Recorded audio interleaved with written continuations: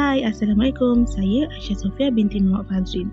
AM 241-2072-481. Untuk kelas MPU 3192, saya dari Seksyen 19. Kuliah 2, Senario 1. Ali iri hati dengan Azlan yang dilahirkan dalam sebuah keluarga senang yang kaya raya dan hidup dengan mewah.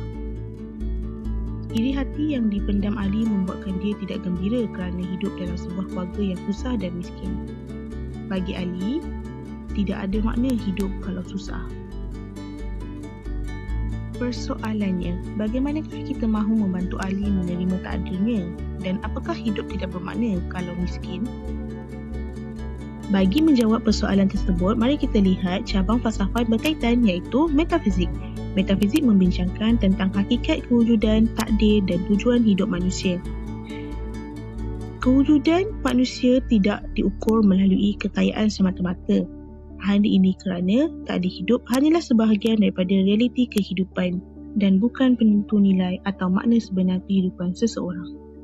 Seterusnya, mari kita lihat cara-cara untuk membantu Ali. Untuk membantu Ali, perubahan perlu berlaku pada cara beliau berfikir. Ali perlu memahami bahawa makna hidup tidak bergantung kepada kekayaan semata-mata. Nilai diri terletak pada usaha, tujuan hidup dan sikap dalam menghadapi cabaran. Akhir kata, kesimpulannya, isu yang dihadapi oleh Ali adalah persoalan metafizik tentang hakikat kewujudan dan makna hidup.